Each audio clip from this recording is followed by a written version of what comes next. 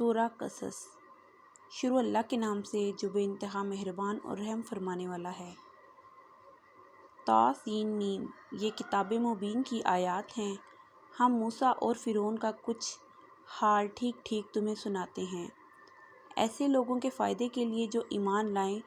واقعہ یہ ہے کہ فرعون نے زمین میں سرکشی کی اور اس کے باشندوں کو گروہوں میں تقسیم کر دیا۔ ان میں سے ایک گروہ کو وہ ذلیل کرتا تھا، اس کے لڑکوں کو قتل کرتا اور اس کی لڑکیوں کو جیتا رہنے دیتا تھا۔ فی الواقع وہ مفسد لوگوں میں سے تھا، اور ہم یہ ارادہ رکھتے تھے کہ مہربانی کریں ان لوگوں پر جو زمین میں ذلیل کر کے رکھے گئے تھے، اور انہیں پیشوا بنا دیں اور انہی کو وارث بنا دیں، اور زمین میں ان کو اقتدار بخشیں، اور ان سے فرعون اور حامان اور ان کے لشکروں کو وہی کچھ دکھلا دیں جس کا انہیں ڈر تھا۔ ہم نے موسیٰ علیہ السلام کی ماں کو اشارہ کیا کہ اس کو دودھ پلا، پھر جب تجھے اس کی جان کا خطرہ ہو تو اسے دریا میں ڈال دے، اور کچھ خوف اور غم نہ کر، ہم اسے تیرے ہی پاس لے آئیں گے اور اس کو پیغمبروں میں شامل کریں گے۔ آخرکار فرعون کے گھر والوں نے اسے دریا سے نکال لیا تاکہ وہ ان کا دشمن اور ان کے لیے سبب رنج بنے۔ واقعی فرعون اور حامان اور ان کے لشکر اپنی تدبیر میں بڑے غلط کار تھے۔ فرعون کی بیوی نے اس سے کہا، یہ میرے اور تیرے لیے آنکھوں کی ٹھنڈک ہے، اسے قتل نہ کرو، کیا عجب کہ یہ ہمارے لیے مفید ثابت ہو، یا ہم اسے بیٹا بنا ہی لیں۔ اور وہ انجام سے بے خبر تھے۔ ادھر موسیٰ علیہ السلام کی ماں کا دل اڑا جا رہا تھا اور اس کا راز فاش کر بیٹھتی اگر ہم اس کی دھارس نہ بندھا دیتے تاکہ وہ ہمارے وعدے پر ایمان لانے والوں میں سے ہو۔ اس نے بچے کی بہن سے کہا، اس کے پیچھے پیچھے جا۔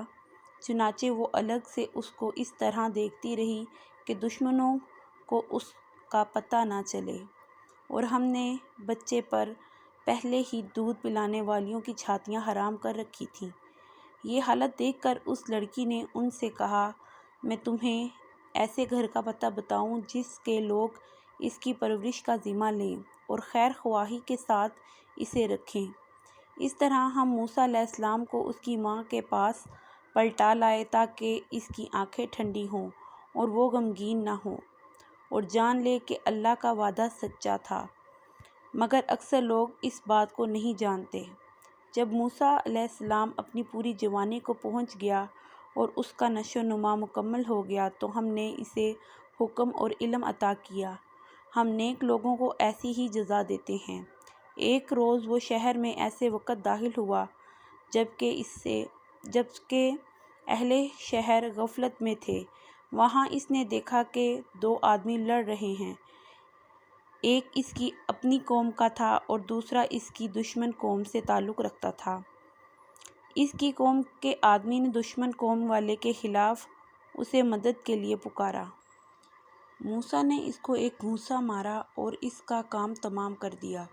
یہ حرکت سرزد ہوتے ہی موسیٰ علیہ السلام نے کہا، یہ شیطان کی کارروائی ہے، وہ سخت دشمن اور کھلا گمراہ کن ہے۔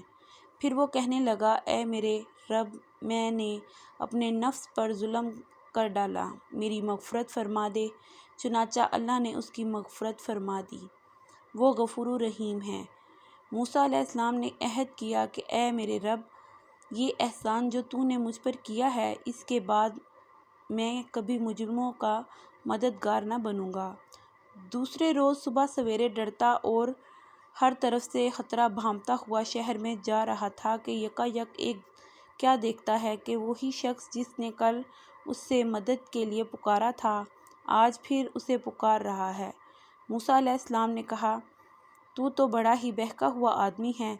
پھر جب موسیٰ نے ارادہ کیا کہ دشمن قوم کے آدمی پر حملہ کرے تو وہ پکار اٹھا، اے موسیٰ، کیا آج تو مجھے اسی طرح قتل کرنے لگا ہے جس طرح کل ایک شخص کو قتل کر چکا ہے؟ تو اس ملک میں جبار بن کر رہنا چاہتا ہے، اصلاح کرنا نہیں چاہتا؟ اس کے بعد ایک آدمی شہر کے پرلے سرے سے دوڑتا ہوا آیا اور بولا، موسیٰ علیہ السلام، سرداروں میں تیرے قتل کے مشورے ہو رہے ہیں۔ یہاں سے نکل جا اور میں تیرا خیر خواہ ہوں۔ یہ خبر سنتے ہی موسیٰ علیہ السلام ڈرتا اور سہمتا نکل کھڑا ہوا، اور اس نے دعا کی کہ اے میرے رب، مجھے ظالموں سے بچا۔